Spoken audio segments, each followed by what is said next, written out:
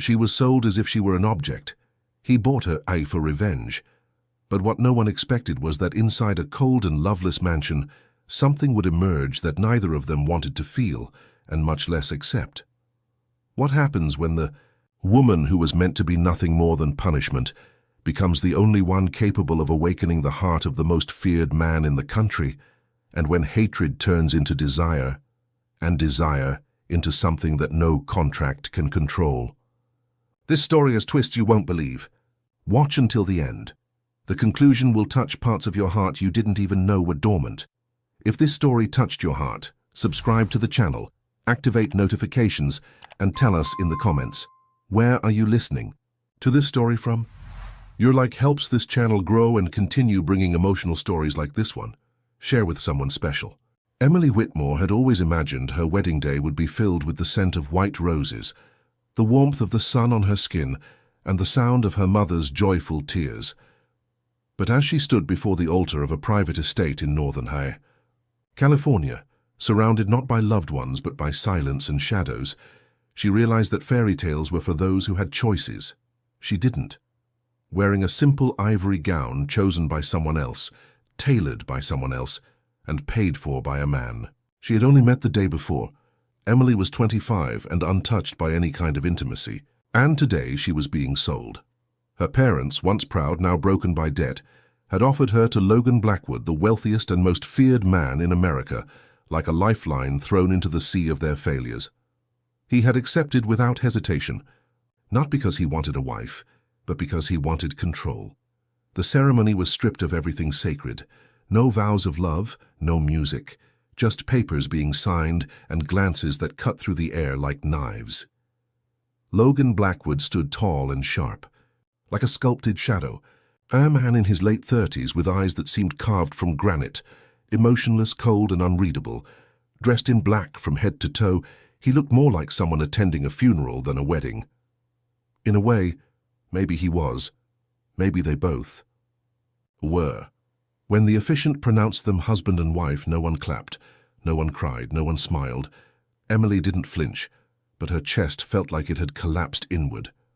She turned her head slightly, meeting Logan's gaze. He didn't blink. There was no hunger in his eyes, no affection, no warmth, only possession, the kind that told her clearly, "You are mine now."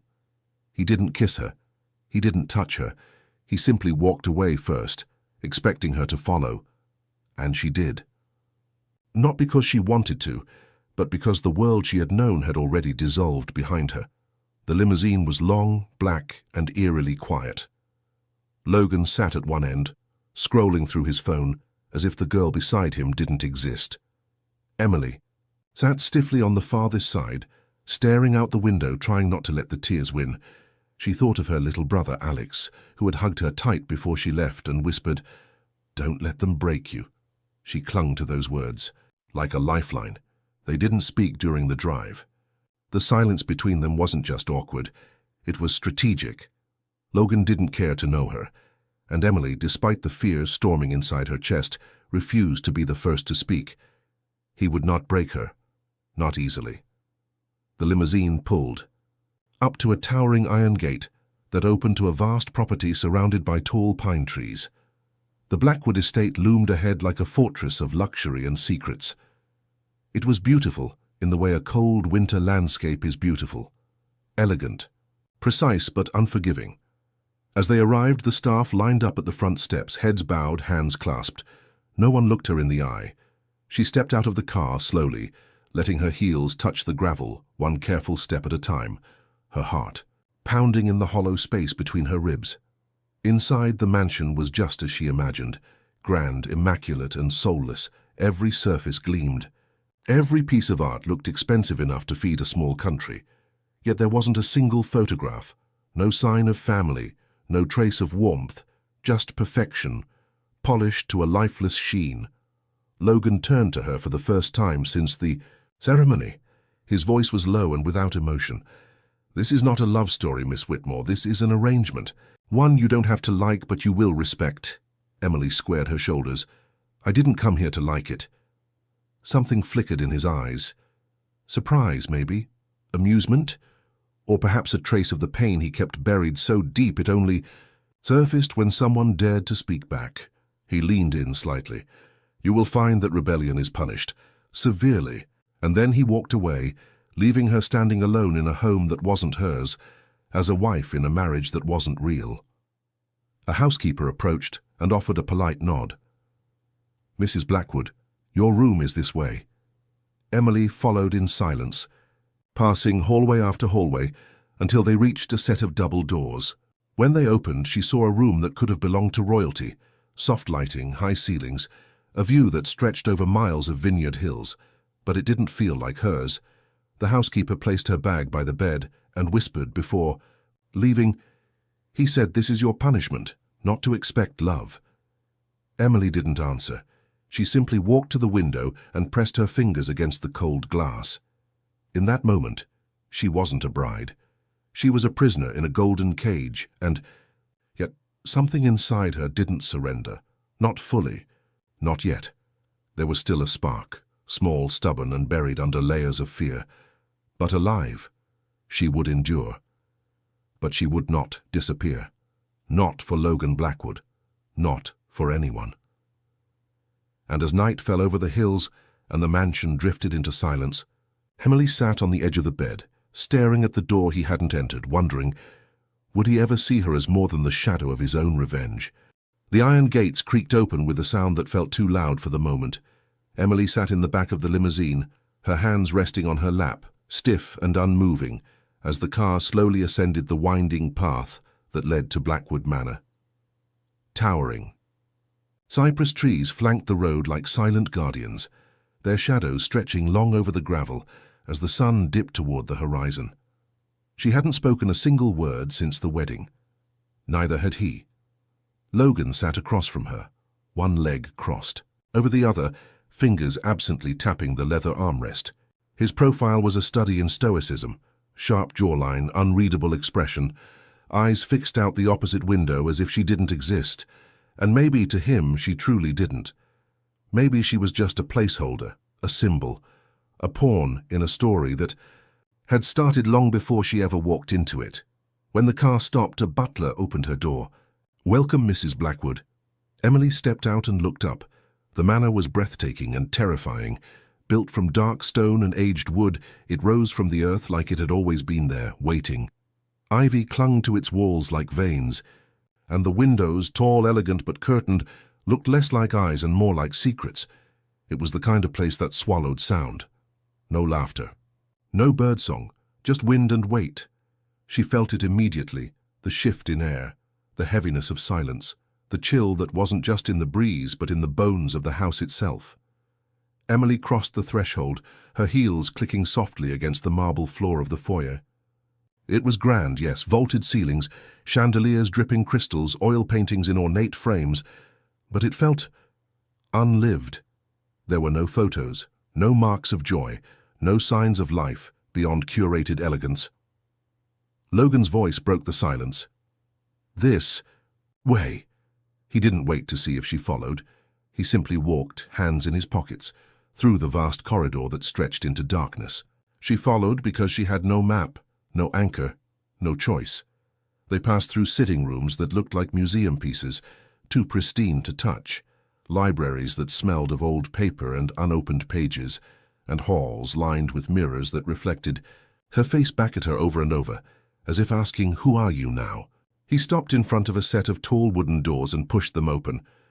"This is your room, not our room, not even a room, her room, isolated, assigned." She stepped inside and gasped softly. It was beautiful.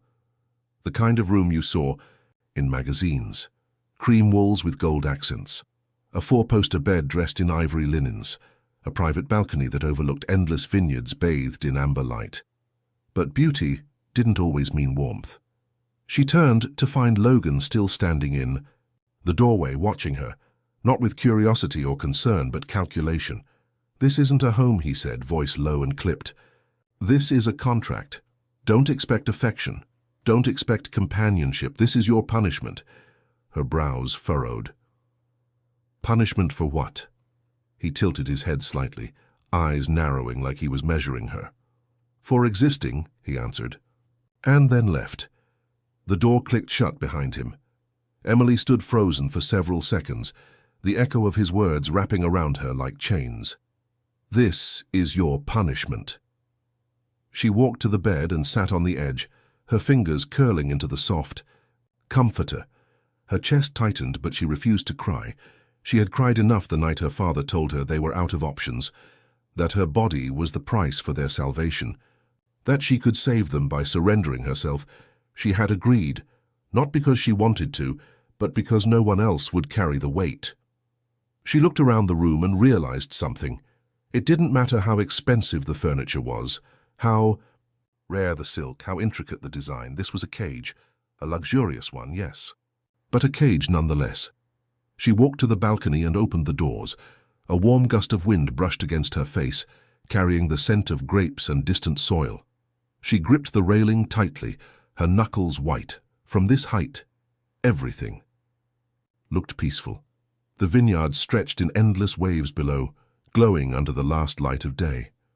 But inside she was a storm. She had been given away like currency.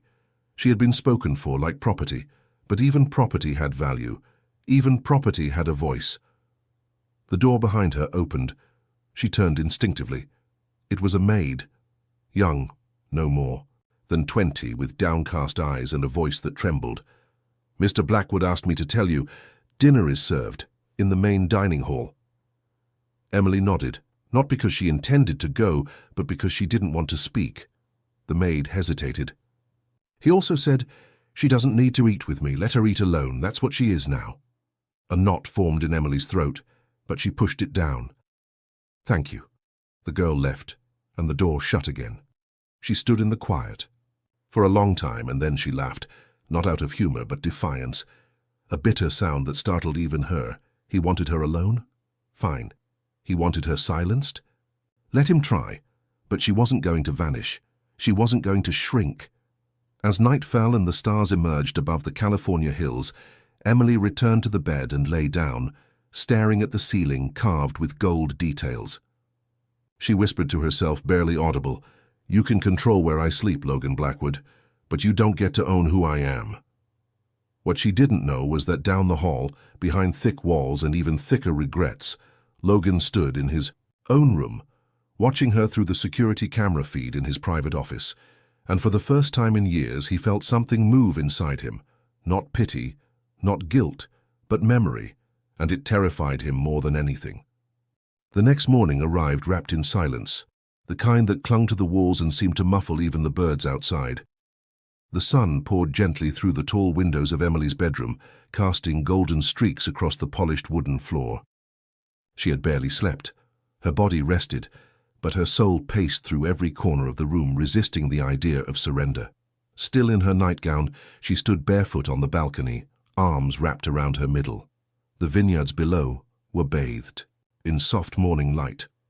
A breeze danced through her hair, but it did nothing to calm the storm inside her chest. It was her first full day as Emily Blackwood, but she would not be invisible. After a long hot shower and a quiet moment in front of the mirror, where she looked at herself not as a victim, but as a woman sharpening her resolve, she chose her armor for the day. And it wasn't made of silk or lace. It was boldness. She opened one of the many wardrobes and found rows of designer clothes all tagged untouched. Dresses, coats, shoes, a life curated for her.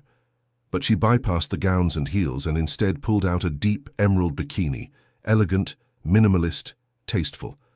She wrapped a sheer white robe around her waist and slipped her feet into sandals. She wasn't trying to seduce, she was trying to be seen, and if Logan Blackwood wanted a ghost bride, he'd have to learn she didn't disappear so easily. With measured steps, she walked through the hallway, ignoring the startled glances from staff, as she made her way outside to the pool. The air was warm, the water still. Emily spread a towel on a lounge chair and sat down, her eyes scanning the estate grounds like she owned them. She felt the tension before she heard his voice. "You think this is a vacation?" Logan's words sliced through the air like a blade. Emily turned her head calmly, not flinching.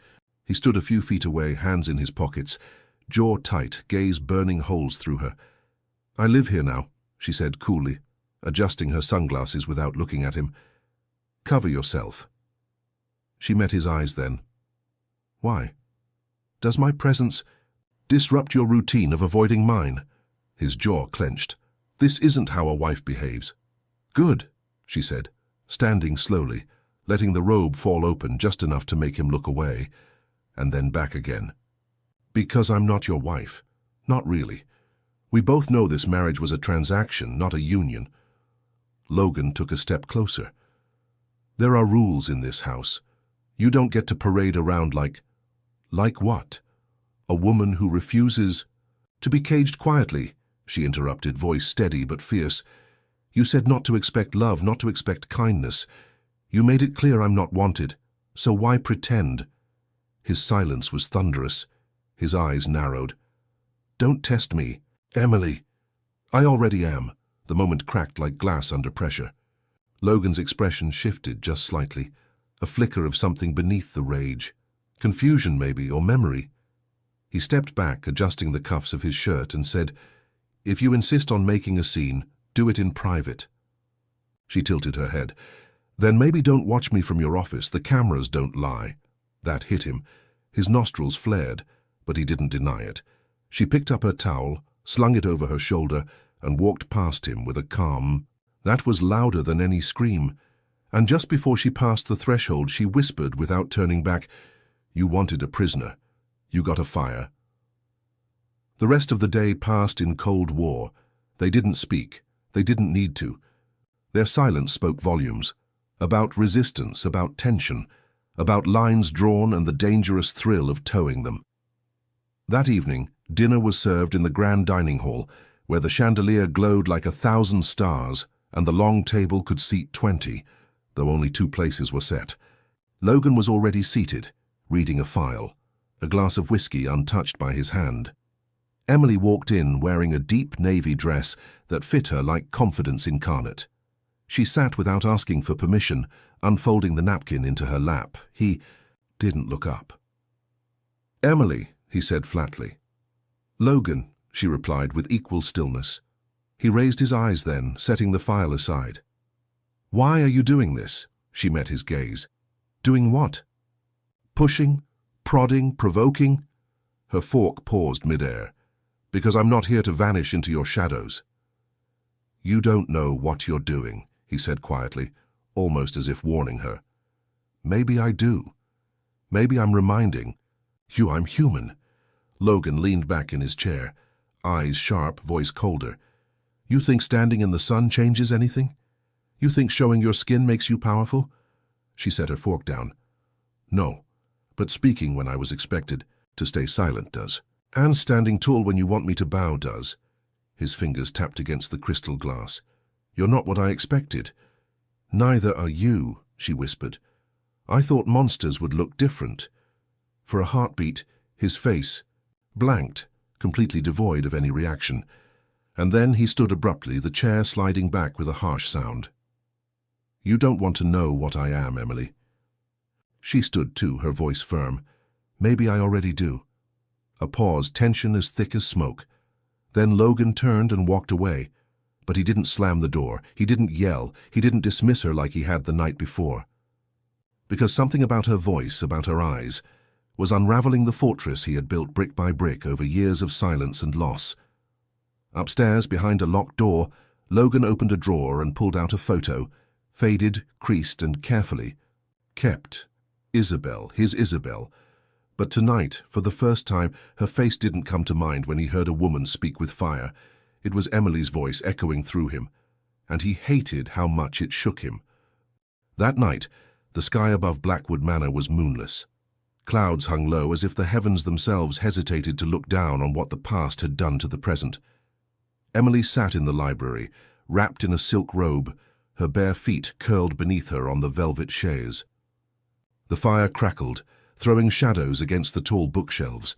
She wasn't reading. The book on her lap was a mere prop. Her eyes scanned the room like she was searching for something, an answer, a thread, a secret. And it was there that she found it, tucked between volumes of law and economics, behind a leather-bound book that hadn't been touched in years. was a small, dusty photo album, almost hidden on purpose. She pulled it out slowly, her fingertips trembling. The cover was worn, deep green with a faint imprint of golden leaves faded by time. She hesitated, then opened it. The first picture made her breath hitch, a younger Logan, softer, smiling. He stood on a beach, the sunlight catching in his dark hair, and beside him, arms wrapped around his waist, was a woman with chestnut curls and eyes that seemed to laugh even in stillness. Isabel Carter. Emily had never met her, but she knew. It was the way Logan looked at her in the photo, the way his entire body leaned toward her like gravity had chosen her specifically. Page after page revealed more moments, picnics, holidays, dances, Logan in a tux, holding Isabel's hand. Logan lifting her in his arms as she laughed, head thrown back. Logan happy. Emily's throat tightened. It was a version of him she couldn't imagine, and now understood she would never meet. The last page was different. Just one photo. A frame cracked in one corner. Isabel, standing beside a classic car, smiling at the camera. Behind her, two figures blurred by motion. Emily's parents, the caption scribbled beneath it, almost like a scar across the memory, read, 3 hours before everything changed. Emily's blood ran cold. She snapped the album shut and sat still, breath shallow. 3 hours before what? She heard the door open. Logan stood there, eyes landing on the album in her lap. His face didn't change, but the air around him did. He stepped into the room like someone walking back into a nightmare. You weren't supposed to find that, he said. Emily stood, holding the album against her chest. Who was she? He didn't answer, just stared into the fire. She was the reason you bought me, Emily pressed, her voice barely a whisper. Wasn't she? Still silence. Then, finally, Logan spoke. Low, controlled, like each word had to be carved out of stone. I was 17. She was 16. Her name was Isabel Carter. She was everything I wasn't. Warm, wild, bright. His voice faltered slightly. We met in high school. She laughed too loudly, danced in the rain, used to write poetry on napkins and stuff them in my locker. I didn't know how to love until she looked at me. Emily held the album tighter. What happened to her? Logan turned to her, eyes darker than she'd ever seen. She died. A silence more brutal than a scream filled the space between them. It was a car crash, he continued. They were supposed to pick her up from the art exhibit downtown. Your parents, they were late, drunk. They said they only had a few glasses of wine, but they crossed the median, hit another car head-on. Isabel never made it to the exhibit. Emily staggered back slightly. My parents, he nodded slowly. They survived, paid their way out of prison with hush money and lawyers. I watched them cry at the funeral like actors on a stage, and then I watched them move on. She was speechless. I was broken, Logan said. And while I shattered, your family rebuilt their lives, started a business, had more kids, bought houses. They didn't deserve that second chance, not after what they took from me. Tears burned behind Emily's eyes. I was a child. I know, he said. That's the part I didn't want. To admit, you were innocent, but you had their face, their name. Every time I saw you, I saw her gone. She stepped closer. So you bought me to punish them? To punish you, he admitted, barely audible. To make you live in the cage I've been in for years. Emily's heart cracked. But I didn't put you there. Logan looked away, jaw clenched.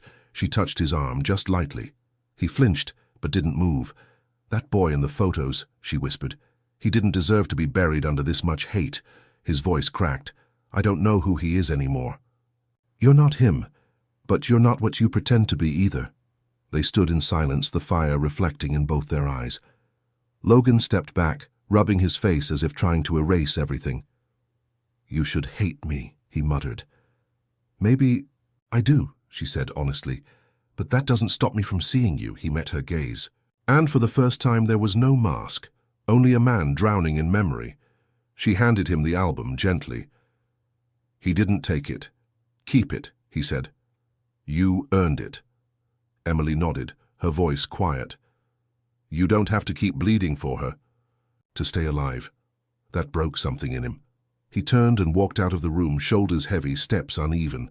Emily stood alone by the fire, holding the past in her hands and wondering, if love could die so violently, could it ever be reborn? The moon was high, casting silver shadows across the marble floor, as Emily tiptoed down the hallway, her breath shallow, her heart pounding in a rhythm that didn't belong to peace. It belonged to desperation. She had waited until the entire mansion went quiet, until the housekeepers retreated to their quarters, until Logan disappeared behind one of his heavy locked doors. Tonight she wouldn't be a prisoner. The idea had come to her while staring at the vineyard from her balcony. The iron gate that opened onto the western path was guarded, yes, but she had observed enough in the past few days to know that the night guard often fell asleep in the booth around 2 a.m., lulled by the stillness of the estate and the comfort of routine. Emily wore black from head to toe.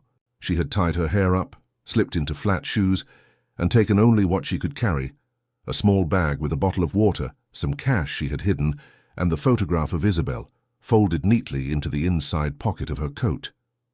Her steps were careful, memorized. She passed the grand staircase, turned left by the library, and reached the servants' corridor. From there, a narrow door led to the wine cellar, and beyond it a service exit, one step at a time, one breath at a time. Freedom wasn't just a word tonight, it was a lifeline.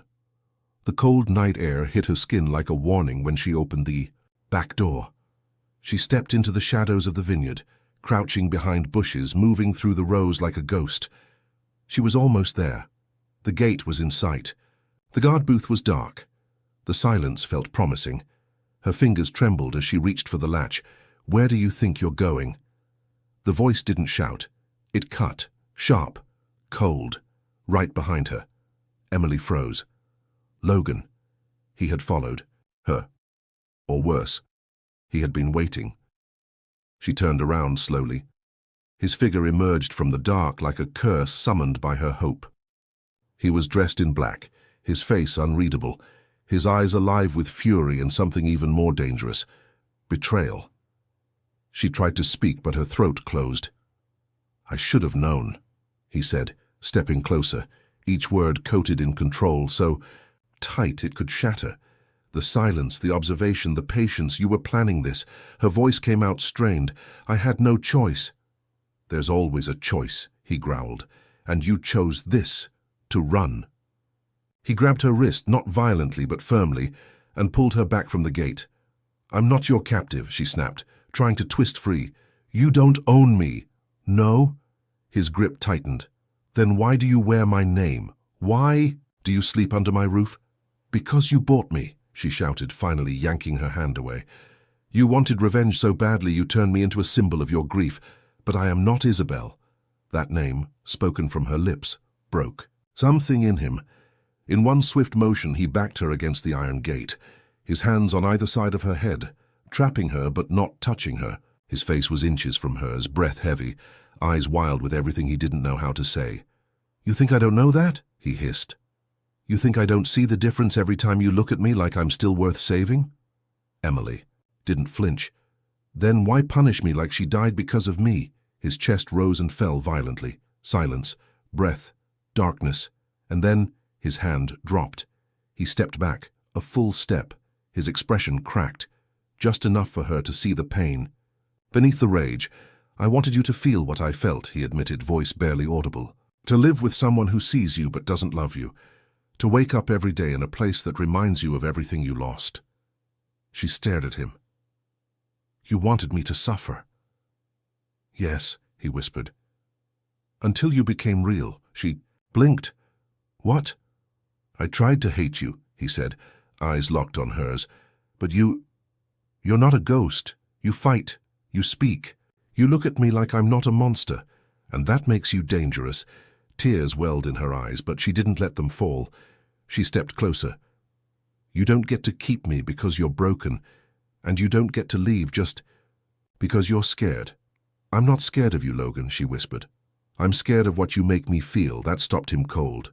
He stared at her like he didn't recognize the woman before him. Emily turned, slowly walking back, toward the house. He didn't follow at first. Then she heard his footsteps behind her, not chasing, just following, as if he didn't trust her, as if he didn't trust himself. They reached the side door in silence. She entered first. He closed the door behind them with a soft click. Emily turned to him in the hallway. "I'm not Isabel," she said again, softer this time. "I know," he replied, his voice stripped of armor. "Then stop trying to make me disappear like she did." Their eyes held each other for a long, fragile moment. Logan nodded once. "You won't run again?" Emily shook her head. "I won't need to, if you stop holding me prisoner," he exhaled. Not in defeat, but in recognition. Something in him shifted, not enough, not yet, but enough for the walls to show their first cracks. He turned and left her standing there, heart racing. And that night, as she lay awake in her bed, her body still trembling from the confrontation, Emily whispered to herself, "He's starting to see me." But what she didn't know was that across the hall, Logan sat on the floor of his office, staring at a wall that held no answers, his hands shaking because he was starting to feel her, and it terrified him. The morning after her failed escape, the mansion seemed quieter than usual, as if it too was recovering from the storm that had passed through its halls. Emily woke early. She hadn't really slept. Her body had rested out of exhaustion, but her mind never stopped replaying the confrontation. Logan's voice, his expression, the way his eyes cracked open for just a moment to reveal the man beneath all the anger. She dressed slowly, slipping into a soft sweater and jeans. No makeup, no mask. Today, she didn't want to pretend. She wandered through the house aimlessly at first, letting her feet carry her from one hallway to the next. There were places she hadn't explored yet, rooms that Logan never mentioned, doors that remained closed, corners where shadows lingered like secrets. One of them was the West Wing. The corridor was dimly lit, the floorboards creaking under her. Steps. At the end she found a small sitting room, untouched by the usual sterile perfection of the rest of the manor. Dust clung to the window panes. The air was still. And in the far corner stood a tall cabinet made of dark wood, its glass doors clouded with age. She opened it. Inside were stacks of books, journals, and several photo albums. Most were blank or filled with landscapes, but one, slightly smaller than the rest, bound in pale blue leather, caught her eye. It had no title on the spine, no markings. She pulled it out and opened to the first page. There she was. Isabel Carter, younger than Emily had expected. Bright smile, bare feet on grass, a sunflower tucked behind one ear. Emily turned the pages slowly, her throat tightening with each one. Isabel dancing barefoot on a pier. Isabel kissing Logan's cheek as he squinted at the sun. Isabel asleep, on a picnic blanket, a book open beside her. The pictures were candid, tender, alive. And then came one that made Emily's fingers freeze. It was taken inside this very house. In the library, Isabel stood by the fireplace, her hand on Logan's chest, her eyes gazing up at him like he was the whole sky. He looked different, not just younger but softer. His smile wasn't forced. His shoulders weren't tense. He was a man in love. Emily ran her fingertips over the photo. A lump formed in her throat. She kept flipping, and then she found it. A letter, tucked inside a plastic sleeve at the back of the album. Folded, yellowed. With time, the ink faded. She carefully slid it out and unfolded it. It was dated just 2 weeks before the accident. "Logan, sometimes I think you don't believe how much I love you. But I do. Not because you're perfect, but because you try, even when it's hard. Even when your past tells you to run, I see the shadows in you. But I love you in the light. Don't let this world harden you. If anything ever happens to me, promise me you won't shut yourself away. Promise me. You'll still let yourself feel." Emily folded the letter with trembling hands, blinking back tears. Isabel had known. She had seen the darkness in him, and still chosen to love him. And now, Emily understood something she hadn't been able to name before. Logan hadn't just buried Isabel. He had buried himself with her, and somehow, without intending to, Emily had started digging him back out. She returned the letter to its sleeve, closed the album, and stood there for a long time. A memory rose in her chest like a tide. Logan's voice during their fight. "You think I don't see the difference every time you look at me like I'm still worth saving?" He had noticed, he had felt it, and now so did she. She made her way to the library, album in hand. The fire was lit. Someone must have been there recently. A half-full glass of scotch sat on the side table, untouched. Logan's scent lingered faintly in the air, cedar, smoke, and something darker, familiar now. She placed the album gently on the desk, then waited. Minutes passed. The clock ticked, and then footsteps, heavy, hesitant. Logan entered the room, pausing. When he saw her standing by the fireplace, the album resting in front of her like a silent confession, he didn't speak. Emily turned to him, calm but firm. "You kept her here." His jaw tightened. "I didn't know how to let her go." "I read her letter." His eyes dropped to the album. "I haven't read it in years. She asked you not to shut yourself away." He looked at her then. "Really looked?" "I tried," he whispered. "For months I tried to be normal, to keep working, to sleep, to eat, but nothing made sense without her." Emily nodded slowly. "So you built walls?" "More like a tomb," he said. "And when—" "Your family reappeared, smiling, living, breathing like they hadn't killed everything that mattered to me. I wanted to make them feel it. To make you feel it." Her voice trembled, but she didn't step back.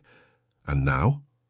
Logan stepped forward, his expression shifting between guilt and longing. "I don't know," he admitted. "You're not her. You never were. But something about you, as it makes the silence louder, the walls thinner. You look at me like I'm still in there somewhere." "Maybe you are." He didn't respond. Emily walked past him, pausing at the doorway. "You don't have to forget her, but you don't have to become her grave either." She left him there alone with the album, and as she walked away, her heart beat wildly, not from fear, but from the strange, terrifying truth blooming in her. She was falling for a man haunted by someone else's love, and she didn't know if she'd survive it. The invitation arrived at breakfast, an envelope sealed with a golden emblem, placed neatly beside Emily's untouched teacup by one of the housemaids. She opened it slowly. Blackwood Industries Annual Winter Gala. Formal attire required. Spouses expected to attend. At the bottom, in Logan's handwriting, "Be ready by 7. Wear something appropriate. Appropriate." The word echoed like a command wrapped in velvet. She folded the card without a word and placed it back on the tray. The staff scurried around her like she was invisible, as always. But something in Emily had changed since the night she found Isabel's letter, since she looked into Logan's eyes and saw the battlefield inside him, a place where love, grief, and vengeance had been waging war for years. If she was going to walk into his world tonight, she wouldn't do it quietly. She would enter on her terms. So when the stylist arrived at 5 o'clock with a rack of soft pastels and delicate gowns, Emily barely glanced at them. "No," she said simply. "I'll choose my own." The woman blinked. "But Mr. Blackwood won't be dressing me tonight," Emily replied, already walking toward her closet. She knew what she was looking for before she even touched the fabric.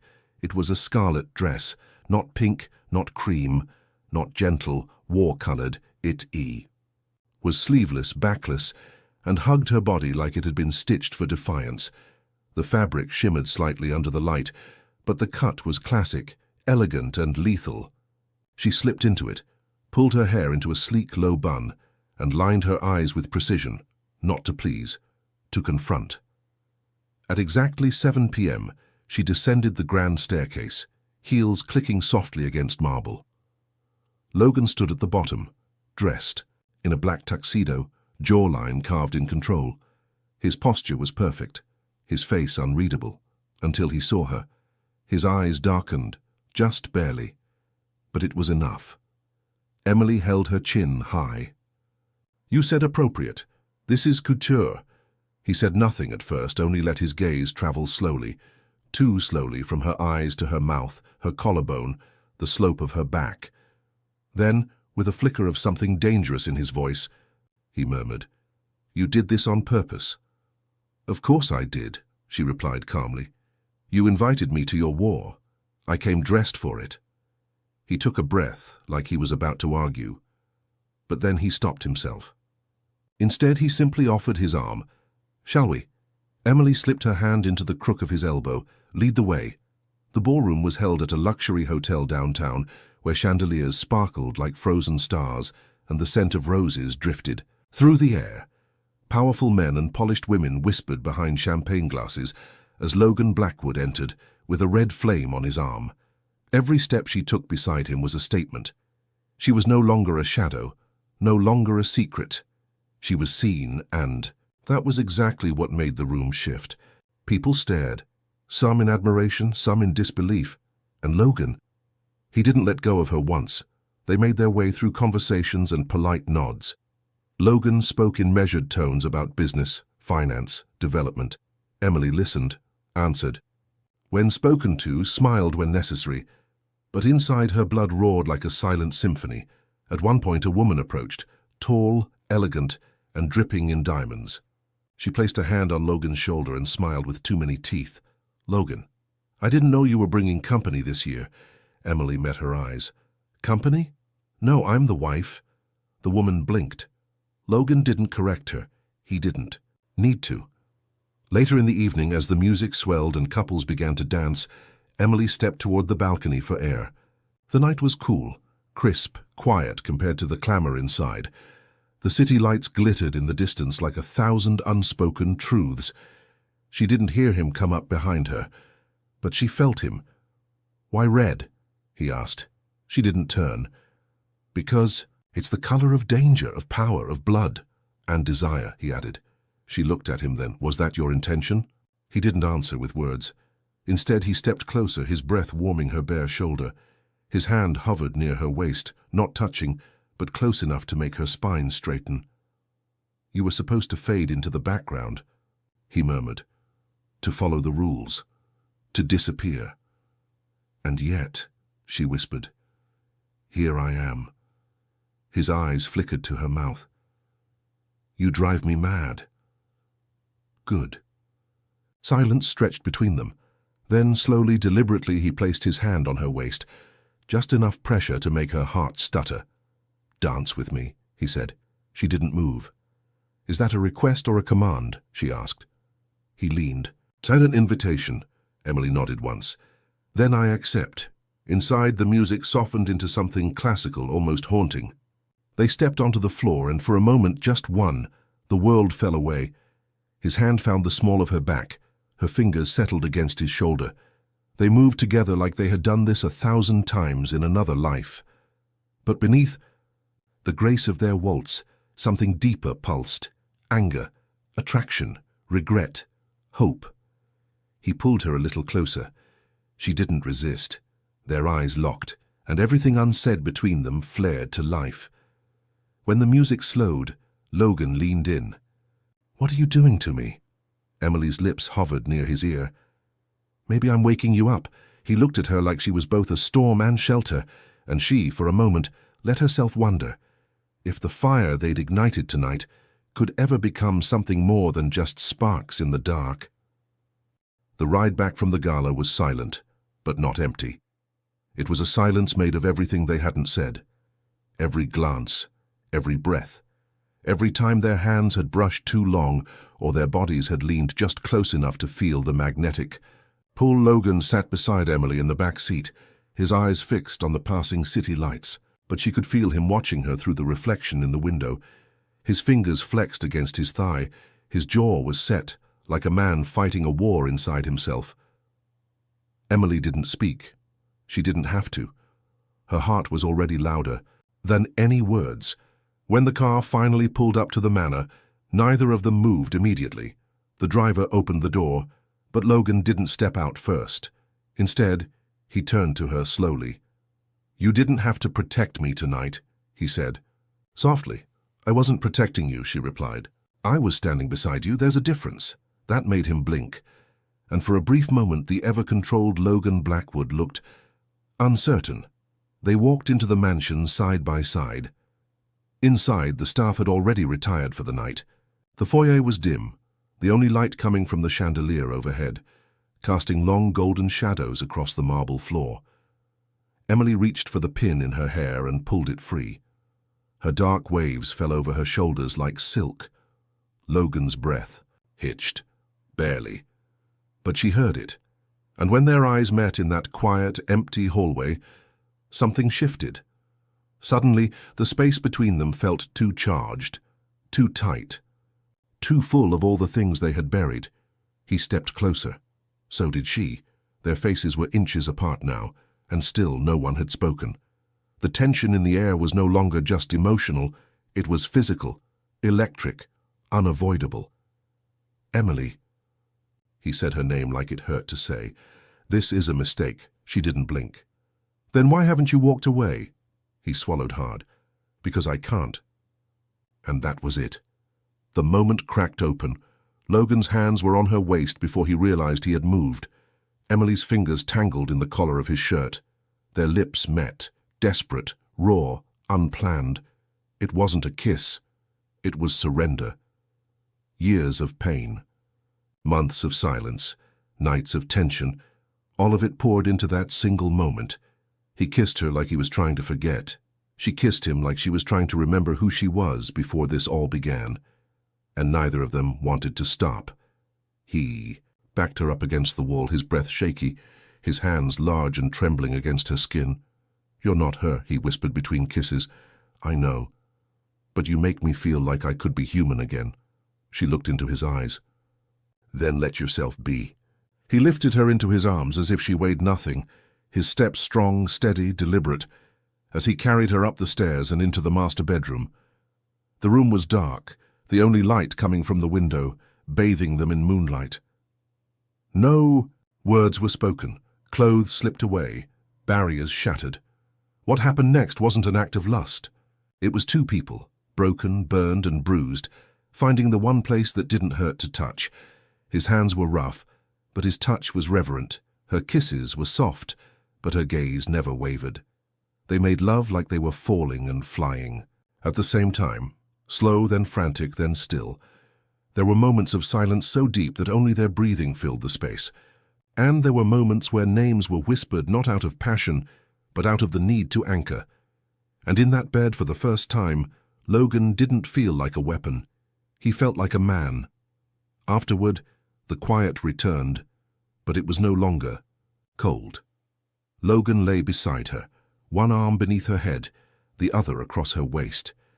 Emily rested her cheek against his chest, listening to the rhythm of a heart that, for so long, had only known how to guard itself.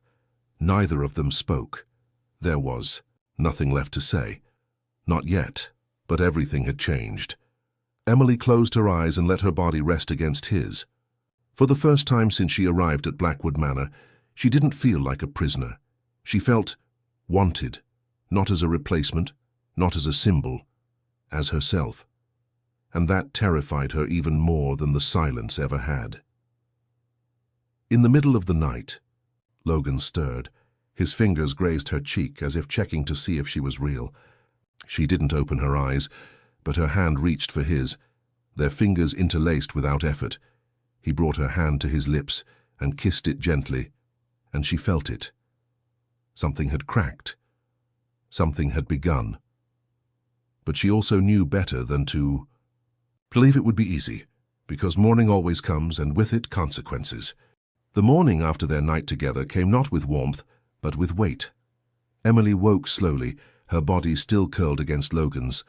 The room was awash in golden light, but the calm inside her chest was fragile, delicate, like a thread stretched too tight. For a moment she allowed herself to breathe in the silence.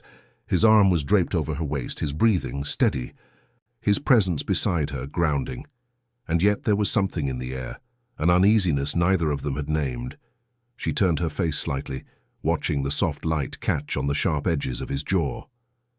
He looked peaceful in sleep, human, vulnerable. But as memories from the night flooded back, so did a question that refused to die. Why had he chosen her? Why had he kept her here, behind these walls, in this golden prison, until last night cracked everything open? Logan stirred beside her, his brows furrowing slightly as if he too felt the question rising between them like mist. Emily shifted gently, slipping from beneath the covers. She moved quietly through the room, pulling on a silk robe and tying. At her waist, she didn't say anything, but he opened his eyes anyway. "Leaving already?" he asked, voice rough from sleep. "I just needed to stand," she said, walking to the window, "to think." He sat up slowly, watching her in silence. "Are you regretting it?" She didn't turn around. "No.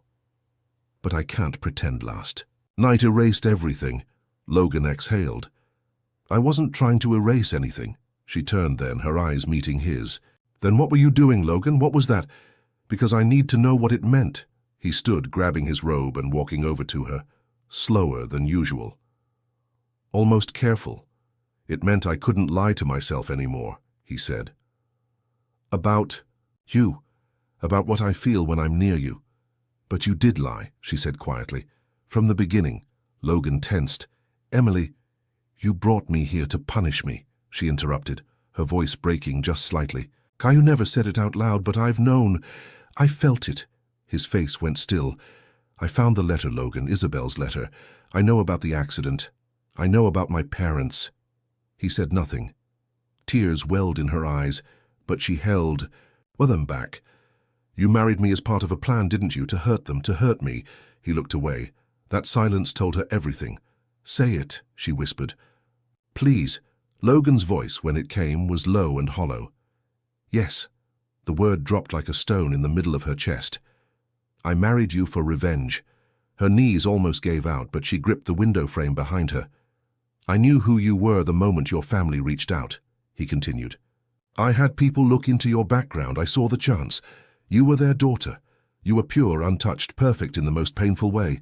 Everything I lost, everything they destroyed." Emily closed her eyes. "I didn't plan to touch you," Logan went on, his voice shaking. "I just wanted you near. Wanted them to know their daughter lived in a cage of luxury, chained by their sins. I wanted them to suffer, through you. And I was just the tool?"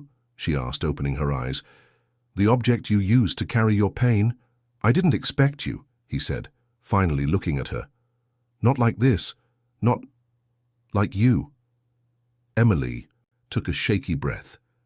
"So all of this, the wedding, the house, the coldness, the silence, it was never about me."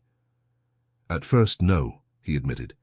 "It was about her, about what I lost, about what I couldn't let go." "And now?" He didn't answer right away. He stepped forward slowly, cautiously, like a man approaching a cliff he wasn't sure he could survive. "Now it's about you," he said, "because you're the first person in years who's made me feel anything. That wasn't hate. You challenged me. You stood up to me. You made me see myself. And last night, that wasn't part of the plan." Tears slid silently down Emily's cheeks. "You broke me," she said softly. "You used me." "I know," he whispered, "and I hate myself for it." "I was just a child when they made that mistake," she said, "and now I'm paying for it." Logan closed his eyes. "I see that now." She took a step back. "You don't get to be the victim and the executioner, Logan. You don't get to hold me, love me, and confess that you brought me here to suffer. That's not love, that's cruelty with a mask." He nodded slowly, accepting the blow, but then he said something she didn't expect. "I want to fix it." Emily laughed. Bitter, broken. "Fix it? You can't unhurt me." "No," he said. "But I can start by telling the truth. To them. To the world. I'll make a statement. I'll tell everyone we're divorcing. And I'll tell them why." She stared at him, stunned. "I'll give you back your freedom," he said, voice trembling. "And I'll carry the shame I deserve." Emily's voice cracked. "And what if I don't want freedom anymore?" He froze. "What if I want answers? What if I want to stay, not as your punishment, not as your guilt, but as your choice?" His face shattered. "You'd stay." "I don't know," she whispered. "I don't trust you. But I don't trust myself to walk away without knowing what this really is." He stepped closer, slowly. "Then give me the chance to prove it's real now." Emily didn't answer. She didn't run. but she didn't fall into his arms either. Instead, she walked out of the room. She needed air, space, time. Logan stood there, surrounded by silence and sunlight and everything he'd destroyed in the name of grief.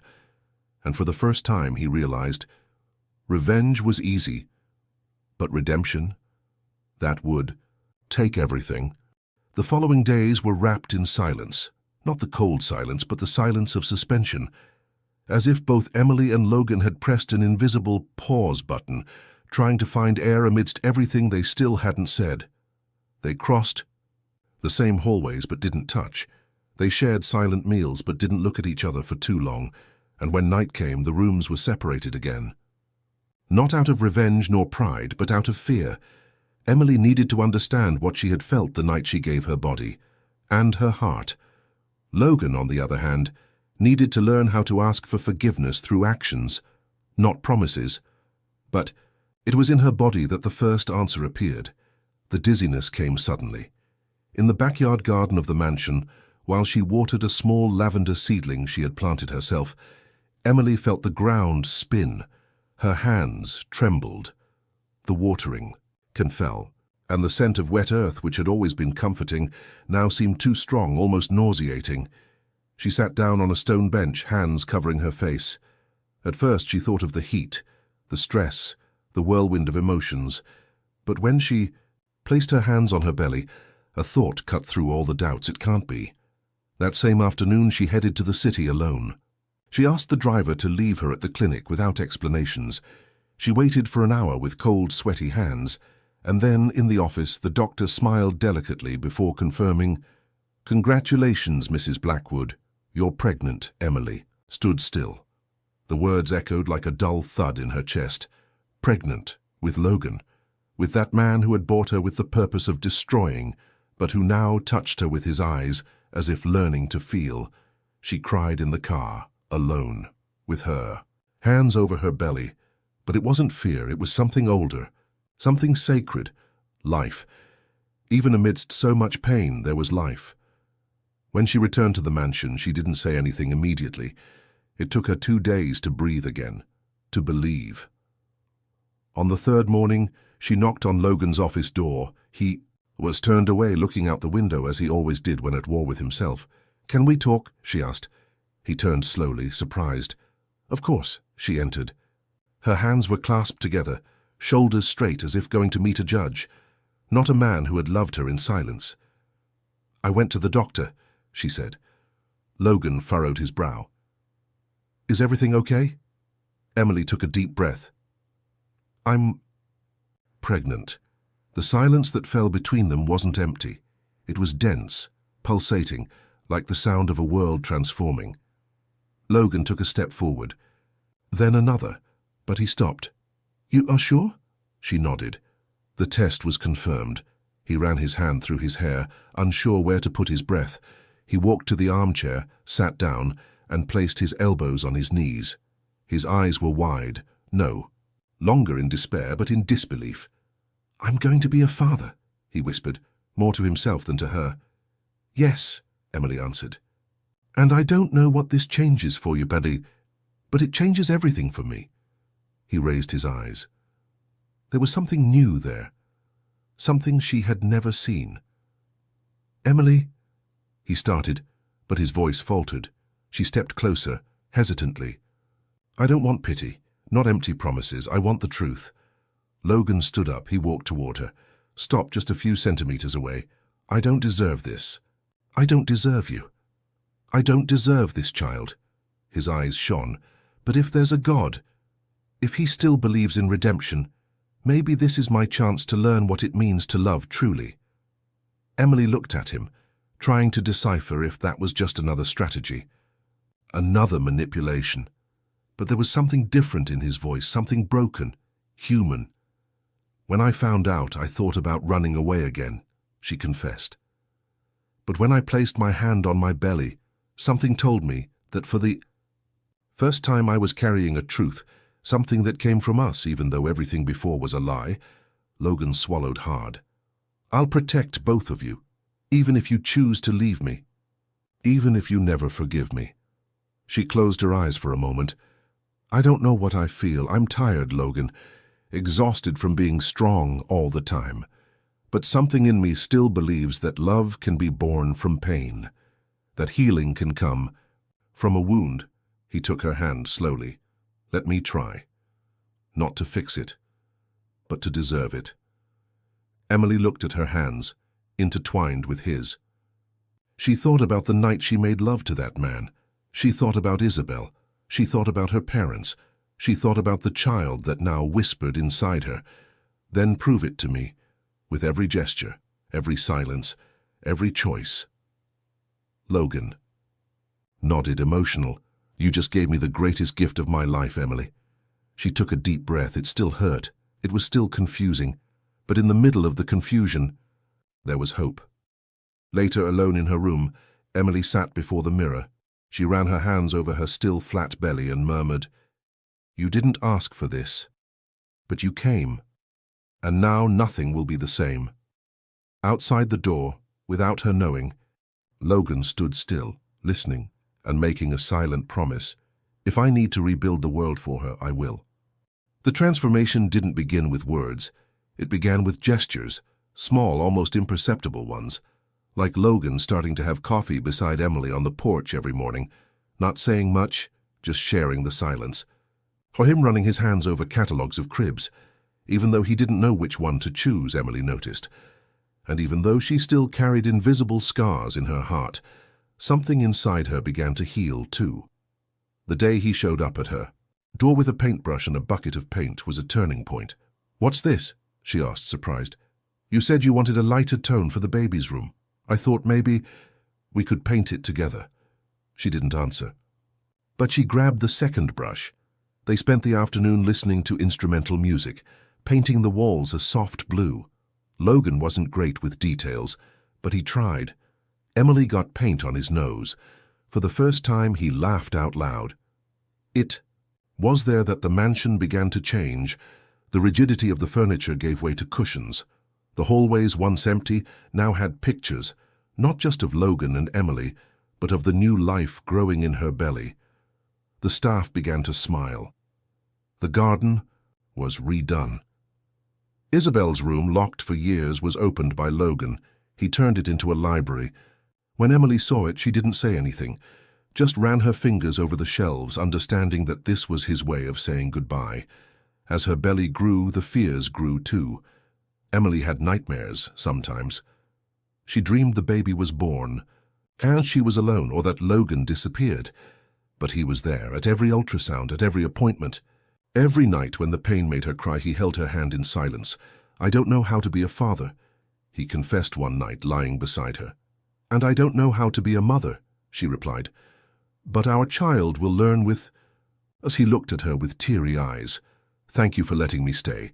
She rested her head on his chest. I'm still here. That says a lot. The day of the birth came in the middle of a spring storm. The contractions started at dawn. Logan, nervous, as never before, fumbled over the words when calling the doctor, the driver, anyone who could help. Emily, despite the pain, kept calm. If you pass out, you won't see anything, she told him, laughing between a contraction and another. I won't pass out, he promised. I'll just die of anxiety. At the hospital, everything happened. Too fast and at the same time in slow motion. Emily sweated, screamed, squeezed his hand until she almost crushed his fingers. Logan didn't let go for a second, and then the cry came, loud, alive, Gabriel. The baby was placed in her arms, and Emily cried like she had never cried in her life. Logan beside her lost all sense of control. He's perfect, he murmured, his voice trembling. Emily looked at Logan holding their son. For the first time she saw something in him she had never seen, peace. Back at the mansion everything felt different, not just because there was now a crib in the room or toys scattered in the living room, but because there was life. There was the scent of milk and lavender. There was soft music, contained laughter, quiet steps in the hallways. Logan woke up in the middle of the night to rock Gabriel. He knew how to prepare the bottle. He sang out-of-tune lullabies. Emily watched him in silence sometimes, sitting in the armchair in the baby's room. He was the same man, but he was no longer the same. One night while the baby slept, Logan approached Emily in the garden. "Did you know his name means messenger of God?" She nodded. "That's why I chose it, because he came to tell us that there's still time." Logan pulled her closer. His embrace was firm, full of reverence. "I love you, Emily.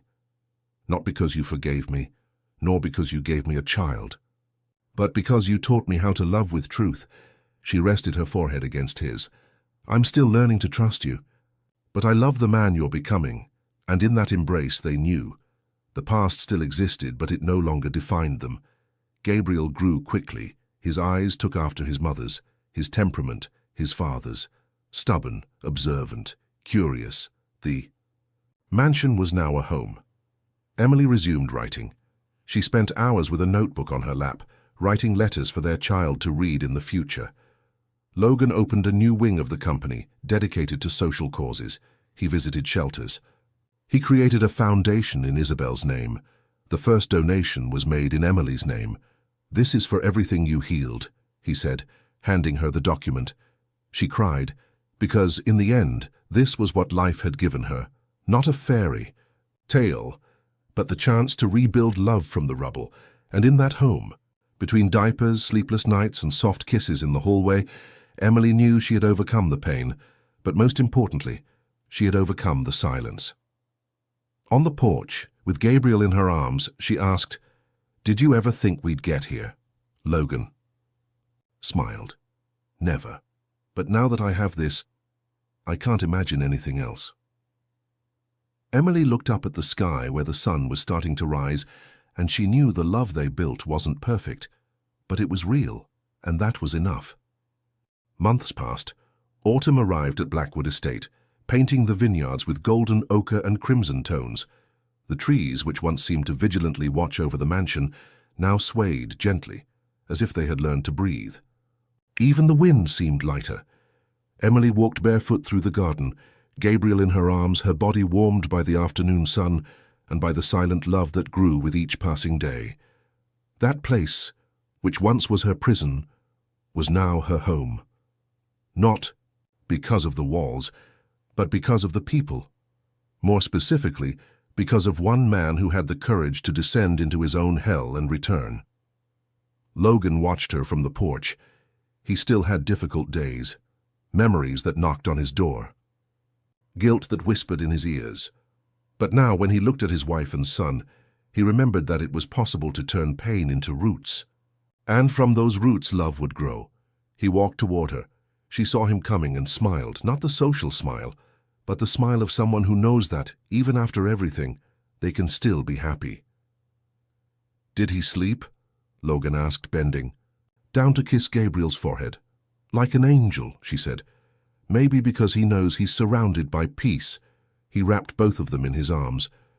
"You know, sometimes I still expect someone to appear and tell me this is all a dream." She leaned her face against his chest.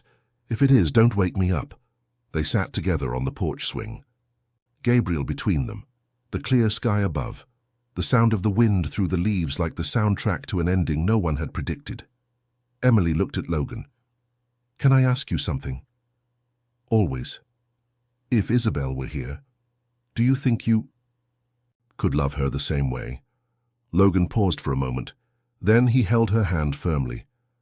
"I loved Isabel with the soul I had at 17, but I love you with the man who learned to lose everything and still begin again. It's not the same love, it's deeper, more real, and if she were here, I think she'd smile knowing who you made me be." Emily nodded.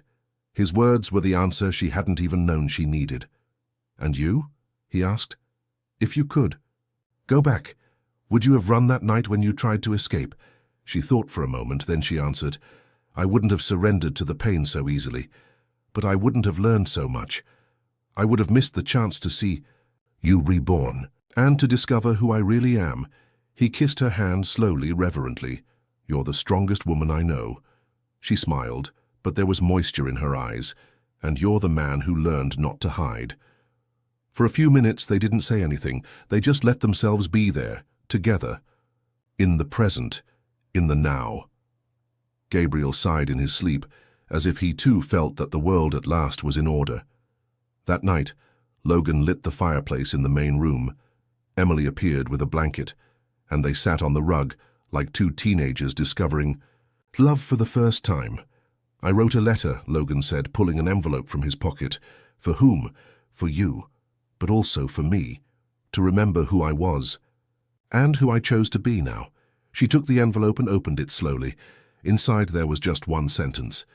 "You were my punishment, but I chose to love you as my miracle." Emily read, then reread, and cried. Not from pain, not from hurt, but from redemption, because now she understood. There was no way to erase the past, but there was a way to write new pages. One morning, while walking together up the hill behind the mansion, Logan pointed to an old tree with thick branches and deep roots. "Let's build a house there. Another house, a smaller one, just ours, no ghosts, no walls that heard screams. A house where every brick will be made of choice." Emily looked at him with admiration. "Sounds like the beginning of something." "No." He smiled. "It's the beginning of a new start." And so their story was redrawn, not with empty promises, but with consistency, with breakfast made by two hands, with days when Gabriel cried non-stop and they cried along, with notes left on pillows, with smiles exchanged in the middle of meetings, with hands held in quiet dinners, with glances, with forgiveness, with love, because the love that survived hell is the one that rebuilds with earth and soul. It's the one that doesn't need to be perfect to be real. It's the one that's reborn where hope seemed to have died, and in that home, between the past that became memory and the present that blossomed slowly, Emily and Logan found something they never thought they deserved: peace. On the last day of autumn, sitting together on the garden bench where it all began, Emily whispered, "Do you still think I was a punishment?" Logan smiled, his eyes fixed on the sky. "No, you were the answer." She rested her head on his shoulder, and in silence they knew, even if the world outside collapsed again, they knew how to rebuild, because they learned, together, that true love isn't what starts perfect, it's what survives the ruins, and still chooses to stay. Not every story begins with love. Some begin with pain, anger, silence. But when two broken souls allow themselves to rebuild together, something rare happens. Revenge gives way, and love, even the most improbable one, blooms where no one believed it ever would. And you? Do you believe that love can be born even in the most unlikely circumstances? If this story touched your heart, subscribe to the channel, activate notifications, and tell us in the comments, where are you listening to this story from? Your like helps this channel grow and continue bringing emotional stories like this one. Share it with someone special.